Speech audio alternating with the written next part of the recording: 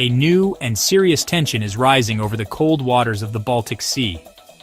In a move that has captured global attention, Sweden has placed its formidable air force on high alert. Nearly 100 of its advanced Gripen fighter jets are now on rapid response standby, ready to scramble at a moment's notice.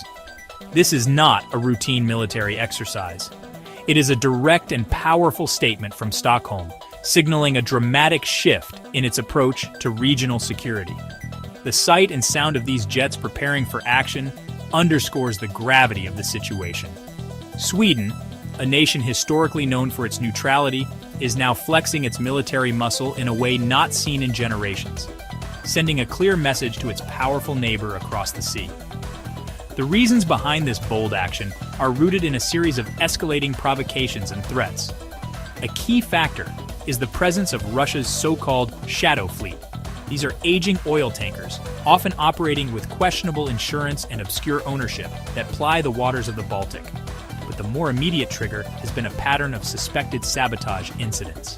Between December 2024 and May 2025, critical undersea infrastructure, including vital data and power cables connecting Sweden to its allies, was damaged. These incidents are widely believed to be the work of Russia, aimed at testing Western resolve and disrupting critical systems.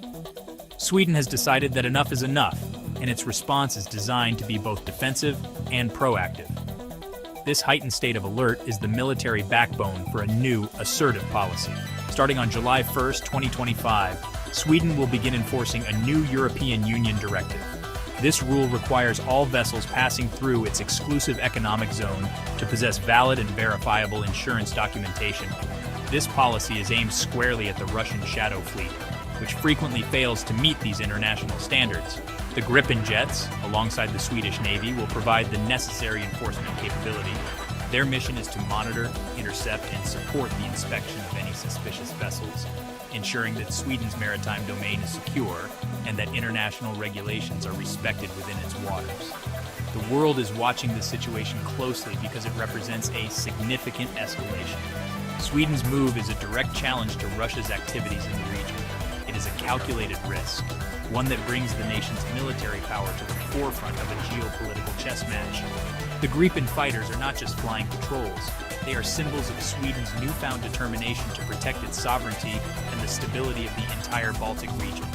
The alert status signifies that Stockholm is prepared to defend its interests, even if it means confronting a nuclear-armed power that has already demonstrated its willingness to use force and subversion to achieve its goals. The aircraft at the center of this standoff is the Saab JS-39 Gripen. This is a Swedish-made multi-role fighter jet, designed and built by the aerospace and defense company Saab AB. The JAS in its name stands for Jakt, Attack, Och Spanning, which translates to fighter, attack, and reconnaissance. This name perfectly describes its purpose. The Gripen was engineered to be a versatile and highly capable platform, able to perform a wide variety of missions.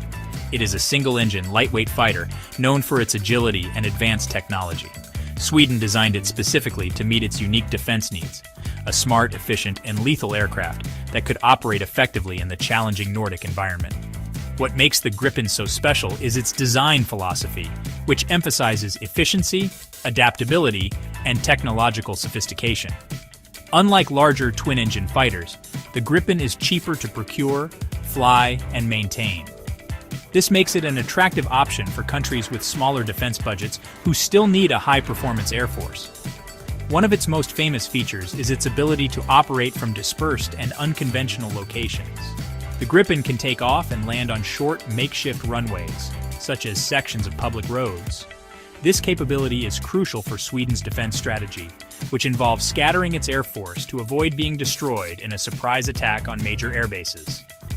The Gripen is also renowned for its advanced electronic warfare systems and data links. It is often described as a flying supercomputer. The aircraft is designed to share vast amounts of data in real time with other Gripens and with ground and naval forces. This network-centric capability gives its pilots superior situational awareness, allowing a small group of jets to have the impact of a much larger force. Its powerful radar and sensors, combined with its ability to carry a wide array of modern weapons, from air-to-air missiles to precision-guided bombs, make it a credible threat to even the most advanced adversaries. This blend of cost-effectiveness and high-tech prowess is the Gripen's signature strength. This unique combination of features is why the Gripen is not just a source of national pride for Sweden, but also a successful export product. Countries from Brazil to Thailand and the Czech Republic have chosen the Gripen for their air forces. The jet's reputation as a smart fighter that punches well above its weight class is well earned. As Sweden now places these remarkable machines at the forefront of its national defense, their specific capabilities, operating from highways, sophisticated networking, and electronic warfare, are more relevant than ever. They are the perfect tool for a nation that must be agile, resilient, and technologically sharp to defend itself in a complex world. Sweden's decision to join the North Atlantic Treaty Organization in March 2024 marked the end of a long era of military non-alignment. This historic shift was a direct result of the changing security landscape in Europe. Now, as a full member of the alliance, Sweden is no longer standing alone. It is an integral part of a collective defense pact, and its strategic location gives it a critical role in securing NATO's northern flank. The country's well-trained military and advanced defense industry are now significant assets for the entire alliance. This membership has infused Sweden with a new sense of purpose and responsibility, encouraging a more active and forward-leaning defense posture. This newfound role is clearly visible in the increased tempo of its military operations. Since joining NATO, the Swedish Air Force has been exceptionally busy. In 2024 alone, its Gripen jets conducted over 300 alpha scrambles, which are quick reaction alerts to intercept unidentified aircraft near its airspace. This is a substantial increase compared to previous years. Furthermore, Swedish Gripens have been deployed abroad for their first official NATO mission. They are currently stationed in Poland, conducting air policing duties and, crucially, helping to protect the vital logistics corridors that supply aid to Ukraine. This is a tangible contribution to the alliance's security and a clear demonstration of Sweden's commitment. A key part of this enhanced posture is the modernization of its flagship fighter, the Gripen E. This is the latest and most advanced version of the aircraft. On June 25, 2025, the Swedish government committed significant new funding to accelerate the production of 60 new Gripen E fighters for its air force. This new investment ensures that the older Gripen C and D models can be kept in service longer, potentially to be transferred to support Ukraine. The Gripen E features a more powerful engine, a greater payload capacity, and most importantly, a revolutionary new suite of electronic warfare and sensor systems. These upgrades are designed to give it an edge in suppressing and destroying enemy air defenses, a capability vital in modern conflict. This commitment to modernization extends beyond just the Gripen. Sweden is undertaking a comprehensive overhaul of its entire air force, replacing older platforms with new ones to ensure interoperability with its NATO allies. It is acquiring new transport aircraft, modern trainers, and additional GlobalEye airborne early warning and control aircraft, which provide unparalleled surveillance capabilities over the sea and land.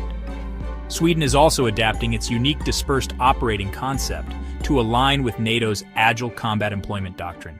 This ensures that its forces can operate seamlessly with Allied air power, increasing the resilience and combat power of the alliance as a whole. Sweden's plan to inspect Russian Shadow Fleet tankers is a bold and direct policy. It represents a clear line being drawn in the Baltic Sea. By enforcing the European Union Directive on Insurance, Sweden is using a regulatory tool for a strategic purpose: to disrupt a key element of Russia's war economy and to counter its gray zone aggression. The inspections are a non-violent but firm way of asserting national sovereignty and international law. However, this move is anything but simple. It involves boarding and inspecting vessels that are part of a system designed to be opaque and evasive. The success of this policy will depend on the professionalism and resolve of the Swedish Navy and Coast Guard, backed by the ever-present threat of air cover from the Gripen fleet. Russia's reaction to Sweden's announcement was swift and hostile. Moscow immediately condemned the plan, viewing it as an aggressive and illegal act. Russian officials have publicly threatened to use all means necessary to protect their shipping and counter the inspections. This vague but menacing language is designed to intimidate Sweden and its allies. It raises the terrifying possibility of a direct confrontation between Swedish inspection teams and Russian naval or air assets sent to escort the tankers. Every inspection carries the risk of a miscalculation, or an intentional escalation that could spiral into a wider conflict, turning a law enforcement action into a military clash. The potential for escalation is what makes this situation so perilous, and why the world is watching with bated breath. A standoff in the Baltic Sea would not be an isolated event. As a NATO member, Sweden is protected by Article 5, the Collective Defense Clause, which states that an attack on one member is an attack on all. Any Russian military action against Swedish vessels or aircraft could therefore trigger a response from the entire NATO alliance. This raises the stakes immensely. The Shadow Fleet inspections are no longer just a bilateral issue between Sweden and Russia. They are a test of NATO's credibility and its willingness to stand up to Russian coercion in one of the world's most strategically sensitive maritime choke points. Ultimately, Sweden's Gripen alert is about more than just protecting undersea cables or inspecting ships. It is a defining moment for the new European security order. It demonstrates a newfound willingness among nations on Russia's periphery to take proactive steps to defend their interests and uphold international norms. Sweden is showing that smaller, agile, and technologically advanced nations can play a decisive role in countering the aggression of larger powers. The outcome of this Baltic standoff will have far-reaching implications, setting a precedent for how the West deals with Russia's hybrid warfare tactics, and shaping the future of security in Northern Europe and beyond.